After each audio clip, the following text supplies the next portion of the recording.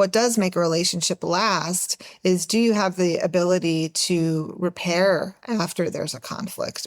Do you think we have that? I think you're learning it.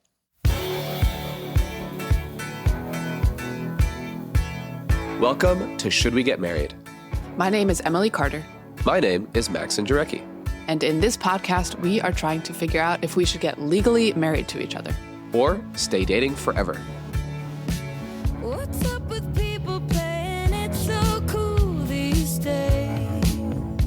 Today's guest is Karen Gordon. She is a couples therapist. She's actually our couples therapist. And we talked to her about our relationship, if we're suited to marriage, and patterns she sees within couples, married and unmarried. Let's get into it. Okay, Maxson, why did we want to talk to Karen for one of these episodes? Yeah, the story I have about people getting married is they're just like, let's get married, and they don't really ask for anyone's advice on it, or even if they should, they just decide in a vacuum if they should. So this is a person who really knows us, knows our conflicts, knows our patterns, and we are just excited to ask her, hey, like, knowing what you know about us and our conflict pattern and our history, do you think we would be suited to be in a long-term relationship to each other? And do you think that we would be served by getting legally married? And I think she'll just have interesting things to say. I'm excited to hear her take on us and then her macro take, having had lots of conversations with couples and been with them through big transitions, whether it was from dating to marriage or dating to breaking up or dating to just continuing to date. I'm sure there are some macro trends that she's seen out in the world. And also she has pretty unbelievable insight into our own relationship and patterns. We get really personal. We get very vulnerable. We talk about our actual life. We really hope that you appreciate that we're doing this and being open about this stuff. We really hope that also you take all of the little pieces of information and know that there's 2 hours worth of conversation about each of them. It's not just like at face value, all this stuff. So that's our hope and that's our request, because I'm sensitive about these things and Emily is like triply sensitive about these things. So we are making a bid and plea for your patience and like giving us the benefit of the doubt. Yeah. We also have a bit of a bit, which is who won therapy. Yes, we do. Basically, it's like, does someone have like a freak out? Yeah. Or a meltdown, or is like behaving inappropriately? Were they just thinking about it wrong? Yeah. Yeah. They were the one who was kind of more in the wrong. Yeah. Emily is winning a little more than me. Yeah. They needed to have the unlock and the massaging out of their feelings versus the other person who was coasting. Exactly. And with that, here's our conversation with Karen Gordon, our couples therapist. Hooray.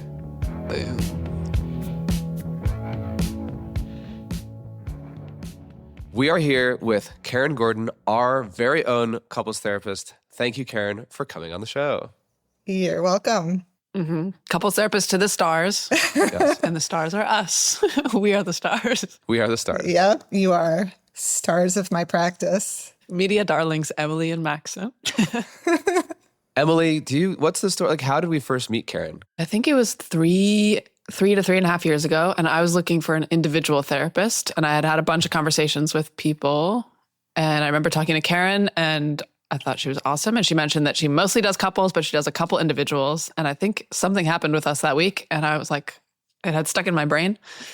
So we had a session with her and it was immediately amazing. And we worked with her pretty regularly for maybe a year. And now I would say it's sort of ad hoc. But I love that she's seen us through some hard times and also some really healthy times. Like she knows what we look like in health. Mm-hmm. So that's helpful. Sometimes I feel like you come to therapists in a distraught moment and they never really see you at like where you want to be. Totally. So later I want to quiz you, Karen, like that first conflict. Do you even remember that? Because I remember you have said that you have a great memory for these kinds of things. The very first conflict? So, yeah, the very first conflict. I have like an image of you in like your navy puffer jacket in your backyard, but I can't think of what I had. Okay, I think the first conflict had to do with sleep. I think it had to do with you not getting a good sleep and Emily was upset about it. Oh, that tracks. Nothing has changed. No, it's not true.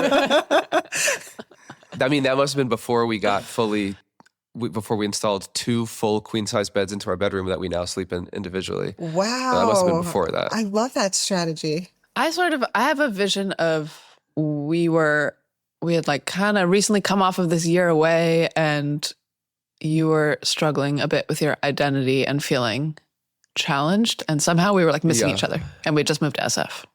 I think it was a period of me just kind of being a dick because I was so insecure about not having a job, et cetera, et cetera. I was going to say, yeah, I remember that you didn't have a job and that was hard for you. And you were talking about that you had some bad habits and it included not being able to sleep. And Yeah. Okay. We're going to get to our own relationship later. Okay. Right now, I would love for us to get into the Karen Gordon universe. You've been in couples therapy for how long and how'd you get into it? well, I started out as a wedding photographer and I did that for 20 years. And so my entire life has been in some way kind of trying to understand what makes relationships work, what makes love work, why does it not work. So I spent 20 years photographing weddings and looking at it from the outside in. And then I felt like, that's not enough. Actually, I want to understand what's going on the inside. So I switched careers and got into working with couples full time in 2019. You've been so up close and personal to like the wedding day for people. Did you feel disillusioned with all the pomp and circumstance? I do know that some of those fancy weddings, they got divorced within a few months because I was told and asked for refunds sometimes. Oh my God. So bold. You took the pictures. Yeah, How do you untake the pictures? you do not. And you do not give the refund. Yeah. Yeah, you never do that. What made you want to do the next thing? What made you want to do couples therapy? I really had a strong desire to go deeper with people. And like my favorite parts of the wedding were when the bride was getting ready and I could really study the relational dynamics of her and her family. And my favorite part about the wedding was really being able to look at the couple and trying to discern what their relationship was like and how authentic were the vows and what's their body language like and does it seem like they're going to make it or not. And like me and my photo assistant would always like take bets on that and talk about the relationship. And that was like always the best part. And I was like, I want to know more. Like I want to know what it's like when they're not on this day that's just all about show. Yeah. I wanted to be let into like the underbelly of what a relationship is really like versus how people present it. What do you think made you so fascinated by all of this stuff? Definitely like my own personal trauma. My parents got divorced when I was 9. And it just left me with this question of like, why didn't that work? What makes a relationship work? How do you make a relationship work? And then just my own very fraught romantic history until quite recently, where relationships were always very difficult for me because I was looking for a man who was like my father, who was a toxic narcissist and always dated men like that. So for me, it was my professional life and my personal life have always been about the same question, which is what makes love work? Somehow it's like an unanswerable question that we will all labor to answer forever. Yeah. Although I feel like I'm a lot closer to it than I used to be. Mm-hmm. When I became a couples therapist, I kind of developed a different idea about it. It's not marriage versus not marriage. It's about like the humility and strength and courage it takes to decide to be in relationship to another person through time. That is really difficult. It takes an incredible amount of vulnerability. And I think a lot of staying power that I'm just endlessly impressed at what people are willing to go through and sort of how they're willing to suffer and cause suffering to the other and still stay together. It's pretty unbelievable. Wow. That's intense. Honestly, that's so intense. Karen, you know us really well. Mm-hmm. You've been with us through all of our like ups and downs. Can you just sort of summarize for us what have been our dark moments, what actually happened, and like what advice did you give us during those times? Wow, that's a big assignment. A few things that I have always been aware of are that when you guys are in session, you're always touching each other. There is always physical contact between you. And even when there's been argument and conflict in the session, there is still a great amount of physical affection that feels natural and authentic to me. That tells me a lot about the health of your relationship. And I think it's a really important data point that I have paid attention to since the beginning. So funny because anytime we're doing the show, we're fully in different rooms because of the way like the microphones work. Like people probably who watch the show or listen to the show, they have no idea that that's typically how we behave. It's actually so aberrant to our normal routine for us to be so far away from each other. But anyway. Yeah, which is why when we got on the call, I was like, ooh, you're in different places. So that's one thing. And then the other thing is that you're kind to each other. Like even when, usually it's you, Maxson, get upset and raise your voice and might say something. Stop the interview. Edit, cut. Even when you might sometimes on occasion get angry and raise your voice, there's not contempt. And contempt is, one of the key signs that the relationship is in trouble. And the third most important one is that you guys have a lot of sense of humor with each other. You're able to have conflict and then laugh with each other and be sweet with each other. Yeah. As far as your conflicts go, there was an issue with you, Maxson, and a woman that you worked with, and I feel like it had... Issue is such a strong word for what happened. There was no issue about this almost at all. It was an issue between us. It was a linguistic issue. We had a linguistic issue. Yes, I'm sorry, Karen. I hate to interrupt you. Sorry, go ahead. I don't know what your internal emotional experience of the issue was. I just remember that Emily was very distraught and crying about it and was feeling jealous and expressed a feeling of jealousy and not being sure if there was if you had a crush on this woman. And for some reason, I feel like it had to do with a sandwich. And I don't know why I think that. Yes. Oh my God. Did it have to do with a sandwich? Karen, you're legendary. This is crazy. Yeah. That's so funny. Emily, will you paint a picture? Over the summer, I was with my family and you arrived and you had just come from your work retreat thing. And you came up to me and you're like, by the way, I think I have kind of a crush on somebody at my work. And you described, I was like, what's it like? Do you want to continue a conversation? Do you want to stand near her? And you're like, lightly, yes, but I kind of just think she's cute and I don't feel that way with that many people and I find her kind of delightful and easy to spend time with. Yeah, and just for context setting, we have an agreement, or we had an agreement where it's like if you feel any kind of feelings for another person, you share it and you err on the side of oversharing because we just want to have open communication. Then we get to talk about it. So, and I remember being like, I love that. I totally know what that feeling is like. You kind of just it's a little fun. There's a little bit of extra energy between you two. It feels life-giving and makes you want to keep dancing or feel happy and in your body and connected to the world. That's so fun. Wow, I'm so happy for you. And we talked it through. I remember being on the couch together. We were before bed chatting about it. And then something happened to my body over the course of a couple days, and this thing contorted into this evil spirit inside of me where I was like, something horrible is happening. I could not stop thinking about it. I remember thinking that this was a situation that was going to get so blown out of proportion because you were going to go to the office every day and see this person, and I would have no idea what that was like. I can't come to your office and check in on you. That'd be super weird. So this is just now a black box of connection, and that really freaked me out. yeah. But what about the sandwich? Yes, wait, sandwich in a second. I want to give more context because I feel it's important. Okay. I never told this person I had any kind of feeling about them whatsoever. I said I have a small crush, which just meant, I think that they're cute and I think that their personality is great.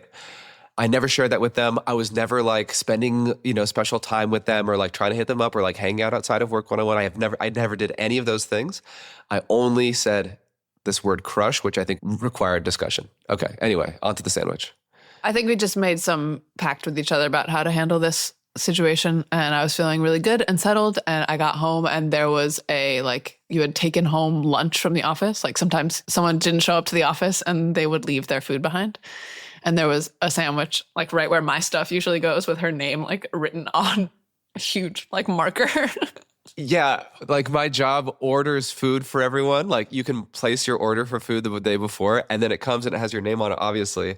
And we have a culture at the office of slacking, being there's a group Slack saying hey, I'm not coming in today. Anyone can have my sandwich. So I was I'm going to bring some food home. hers happened to be available, and it literally just had her name on it. And then Emily walks in and sees her name on the sandwich. Oh boy. I get it. I get it. Yeah. But I think we just did some nomenclature massaging and figured out like what these words mean to us and clarified what is worth bringing up and what's just like, okay, this is a small thing you can share with yourself. It doesn't have to be common knowledge between us. So Yeah. all of these things were like little speed bumps that helped us avoid big crashes, I think. Yeah. Yeah. In our recent sessions, I feel like I'm seeing that you've gotten into a negative cycle that's been a little bit more consistent. And that's been around the issue of, can I rely on you? Specifically, Emily feeling that about me. Not so sure about me. Yeah, Emily feeling that about you. Yeah. Do you want to describe that, Emily? Yeah, I feel that a couple months ago, I transitioned life stages to like my young adult years to my motherhood years. And it is making me see myself and the world and my patterns and our relationship through a different lens and try to like project out into the future versus like live in this like fun, free present. And there are habits and patterns I think we have and roles that we play in each other's lives that I think are not going to serve us in this next chapter. So I feel really committed to fixing them and working on them and getting them to a place where I feel really excited about being parents together.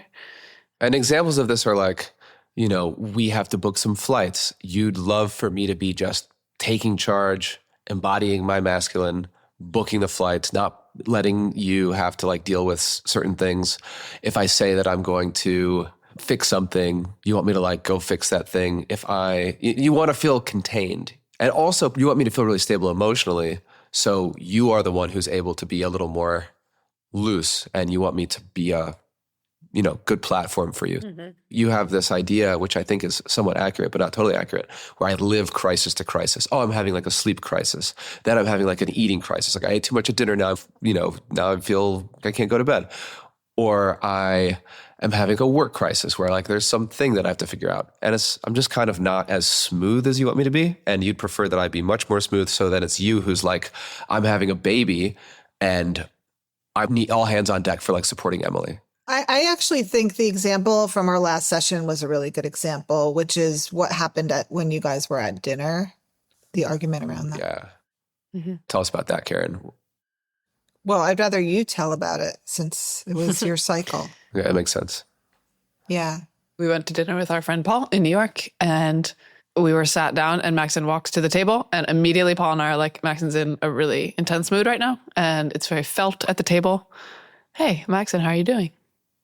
What's going on for you right now? Like kind of prodding to acknowledge it or at least bring it out into the open. And Maxson kind of, what I now know is like, he is feeling this way, but he doesn't want to disturb the dinner or make it about him. And so he'll almost like deny it into existing even more. And of course, after a couple efforts, it does end up rearing its head and kind of takes over the dinner in a way that's okay, but at times frustrating. And just talking through how to acknowledge the fact that his moods are big, and sometimes they're big in really amazing ways, and sometimes they're big in more challenging ways, and how to talk about it, what to do about it in those moments, how to acknowledge it. Mm-hmm. Yeah. Part of me containing Emily and embodying my masculine and being more stable is not being in just like a really bad mood and then having that infect like whoever it is I'm hanging out with or being with. Because I have this thing where I love being honest. I'm very transparent. I talk about anything. So if I'm in a bad mood, I'm kind of like, that's just where I'm at right now. But I understand that has a really outsized effect on other people. And I want to be a much better playmate for people. If I'm at dinner, I want it to be fun. If I'm with Emily, and like, I just want her to feel really happy. So I have to figure out how to better do that while still being like true to myself. Cause I'm not going to be like, I'm having a great day if I'm like not having a great day. So we sort of talked about that with you. Yeah. I've felt that the last few sessions have been a lot deeper. Like, I think that it has to do with where you guys are in this life stage. You're thinking about things more seriously, and you've been together longer, and the things you're talking about have gone a lot deeper beyond just like a bump in the road and a crisis point. There's been a lot more of like Can I count on you? Are you there for me? Are you abandoning me? Are you here for me? That question, are you here for me, is the fundamental question that we're always asking in relationship. Are you here for me? Are you accessible? Are you responsive? And are you engaged? And we ask that question of each other in 1,000 different ways. And we can decide, no, you're not, based on eyes going in a certain direction, a certain look on their face, a change in their tone. It's something that we're always tracking for in verbal and nonverbal ways. And we decide it in a millisecond. And then we respond based on that, where we either feel safe or unsafe, secure or insecure. Yeah, I think things are getting more serious and permanent in our relationship. And it's kind of making stuff that was, yeah, like it's not amazing, but it's not horrible. Like everything's got to kind of get locked up. Like I got to get my mental hygiene in order. And, you know, I don't know. I'm searching for stuff that Emily has to do before we like can have a child, but I'm struggling to find it. Well, and also, like, let me just say that there's no point in which a couple has figured out their cycle completely and like everything is like at level 0 and like great, now they're ready to proceed and have a baby. Like if a couple waited till Yeah. they were completely conflict free to have a baby, nobody would ever have a kid. Like there would be no people left on the planet. Right. Like that's Yeah. not a thing. So just to set your expectations reasonably, like you don't have to get to that place. But what does make a relationship last is, do you have the ability to repair after there's a conflict? Because that's where the work is. And that's where the resilience is and the strength in your relationship. Do you think we have that? I think you're learning it. And I think we've been in earnest really working on that in these last sessions. I think you've done a good job intuitively up to this point, but because things are getting more serious and the conflicts are getting a little bit more challenging, I think that you're working on learning how to do that and getting the skills to do that in a better way. Something we have been thinking about is, obviously, there's always a lot to work on, but we really love our relationship right now. And there's some fear that like adding marriage to the equation will change it or alter it or like set it in stone in a way that feels not, it will stagnate almost. And I'm curious if you've noticed a period between dating and marriage where a couple is like reckoning with that, or marriage does in fact change dynamics, or if this is a myth in our heads. I think that whether a relationship stagnates or not has nothing to do with whether you've filed a document with the courthouse or, said I do on a specific day. I think that can happen in any relationship, married or not, and it has to do with taking each other for granted. So any relationship that is going to be a long-term relationship is going to be, you're going to need to keep an eye out for this. I think one of the biggest dangers is not really the right word, but when couples have kids, a lot of times what naturally starts to happen is that the attention goes from the relationship of the two of them, all their energy goes into the children, and they're tired and they're overextended. And then we start getting into these negative conflict cycles. And then it erodes the emotional safety of the relationship, and which creates more reactivity, which then creates less safety. And then it becomes a negative cycle that can make it so that the person that used to be your safe haven becomes your biggest liability. So don't do that, everyone who's listening. Well, but you're not doomed, because repair is the most important thing. So it's not that you can't ever get into conflict. Every couple gets into conflict. That's natural and normal. But can you repair afterwards? And what I mean by repair is, do you have curiosity for how the person got hurt? And can you validate how they got hurt? Can you validate their feelings? And can you empathize with them? And when you can both do that with each other, then that's how you begin to really repair and build resilience. And then when you get into a conflict, it's not an existential threat, because what you're learning is, hey, we can get disconnected and it's okay, because we can get back into connection. We know how to do that. We've learned how to do that. We have that skill. Mm-hmm. Okay. I have a question about marriage. When you get married, it's harder to separate. like if you're not married, it's like, oh, well, she could leave me whenever and it's not going to be that big a deal. But then you get married and it's like, oh, she probably won't, or it'll be a way bigger pain to do so. So maybe I don't have to be like on my game the same way. I'm imagining this recent conversation that Emily and I had where she's like, hey, if you got to change a couple things about how you're living your life and the way we relate to each other and the way you relate to yourself, because we want to have a child and I want to have a great life. And if you don't change these things, like we probably won't be able to be together and I will leave you. Let's say we were having that conversation, but it's 10 years from now and we're married. She has way less leverage because she's like, she could leave easily. So is marriage hurtful to people's relationship in that it maybe makes people lazier?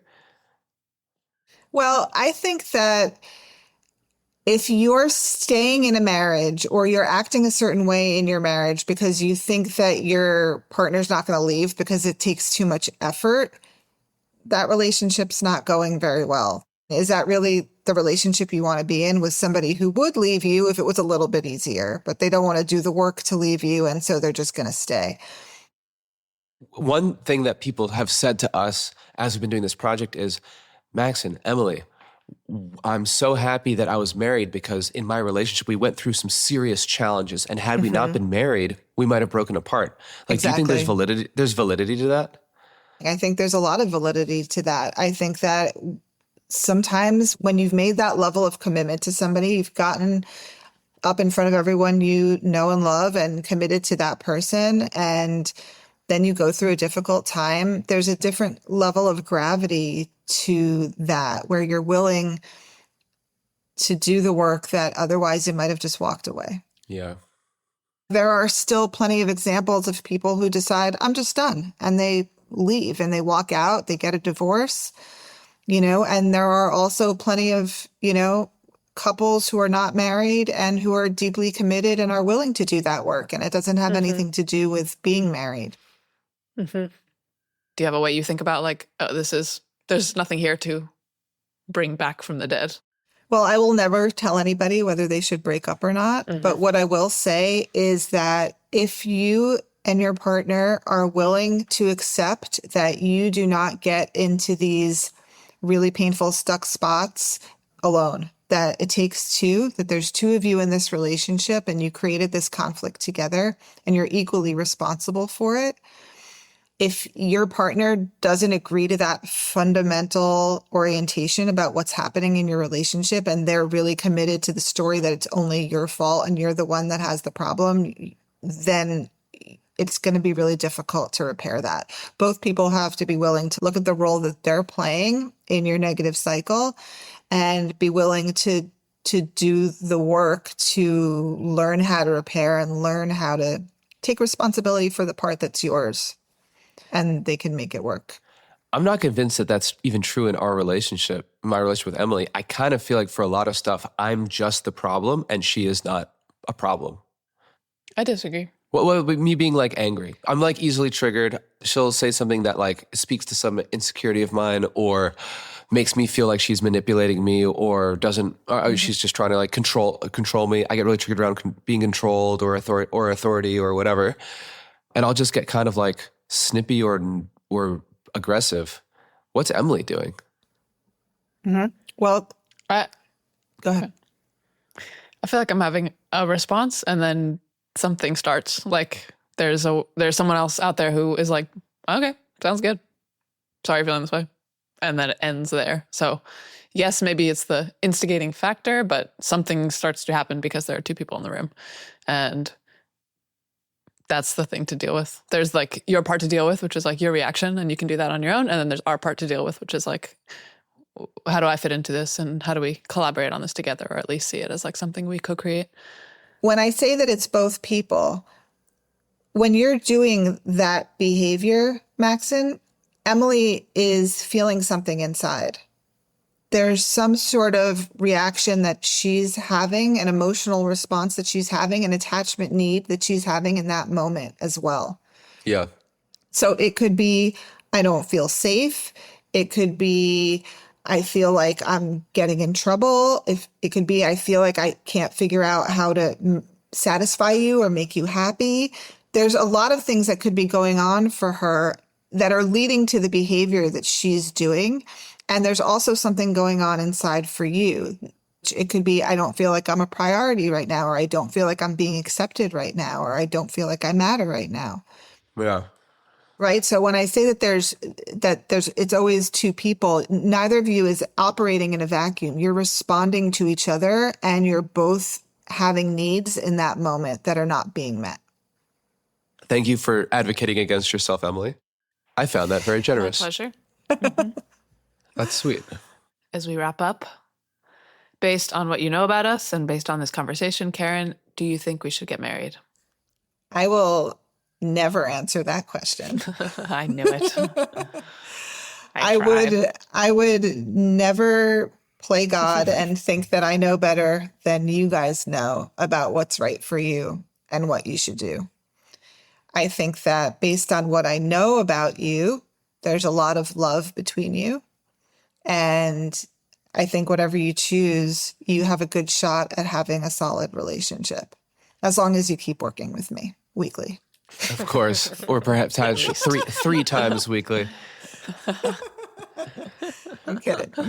Do you think that we have it in us to like get out of the cycles we're in? I absolutely think you have the capacity to get out of those cycles, but I think that you need still some work to understand what's happening in your cycle and the deeper layers, and to get more comfortable sharing in a vulnerable way with each other. I don't think that you're currently where it would probably be good for you to be in terms of fully being able to repair when you guys get in those stuck spots. Do you think we have to get there before we get legally married, if we were to get legally married? I don't think you have to, because people get married whenever they choose to get married. You know, I've shot weddings where couples are having huge arguments on the day of the wedding. So Wow. Yep. not that I advise you to do that. Well, thank you so much. We love talking to you. Thank you for exploring our relationship with us and your own relationships and your history with marriage and insights. It's been awesome. Yeah. Thank you. Thank you so much. Thank you guys. You're awesome. Thank you, Karen.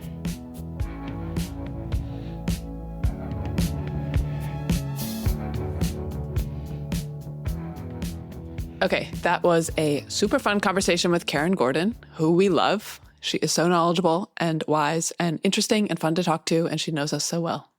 Maxson, what was that like for you? I thought it was so cool. I thought that talking to our own couples therapist and getting to learn so much about her and the way she thinks and her background and her life is just a beautiful opportunity that never would have happened if we weren't doing this project, and that no one really gets to have. I was really impressed with her recall of our issues over the last 3.5 years. I thought it was incredible. And she really cares. Yeah, I feel like we got really deep in with her, with us, and with the world. Well, if you could make a request to our listeners as they listen to this, like what is it that you're hoping that they're taking stock of? I hope that hearing this makes everyone feel more assuaged in ways that they might feel shame about how they showed up for themselves or in relationship. And oftentimes we just make things a bigger deal in our minds, and it's scary to say certain things out loud, but I promise it's all very human and okay. Yeah. Maxson, did the conversation make you feel that you were putting a pebble or stone or small shaped item in the bucket of marriage, or the bucket of no marriage, stay dating? Thanks so much for asking the question, Emily. Yeah, of course, Maxson. Right, co-host Emily. For me, this conversation was definitely a pebble in the bucket of get married. I was really heartened thinking back through our different conflicts and patterns, and I'm like, I just feel like we've made so much progress and we've surmounted so many different challenges. Mm-hmm. So I feel that we have a good process. I feel that we have a lot to go. Oh, and I also feel heartened that, I asked Karen, like, do you think we have to solve all of these things before we get legally married? And she's like, no, you can solve it. If everyone waited to be perfect before they got married or before they had a child, like no one would ever be married or no one would have a child because it was perfect. Mm-hmm. So for me, this was really heartening about just our relationship and our ability to survive long term. Mm-hmm. So turning the question back to you, Emily, big surprise. Did this conversation make you want to put a pebble in the bucket of get married, or drop that little pebble into the bucket of stay dating forever? I actually felt putting in the bucket of not married. I felt she had sort of a casualness around marriage, which is like, yeah, sure, if you want to. Doesn't have to be set in stone. This actually doesn't make that much of a difference in terms of your connection.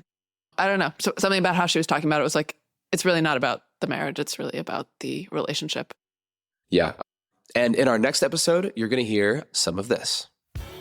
One benefit, if Max ever gets jammed up with the law, if you guys have that contract beforehand, you could come see him in the slammer. And that would be a real testament to your commitment. Should We Get Married is an original series by Easily Wowed and Bad Cooley Productions. This episode was created by me, Maxson and And me, Emily Carter. and our producer, Ramoy Phillip. Theme music is the song Fake Romantic by the band Melt. Logo and brand design by Madeline Vogue. Sound design and mixing by Ramoy Phillip. If you liked Karen and you liked her vibe and you might want to work with her, you can go to talktokg.com or you can email her at talktokgnow@gmail.com. There are so many of you out there who are asking these exact same questions, and we don't all have to investigate marriage on our own. Subscribe to Should We Get Married and learn with us as we make our decision. Fake romance.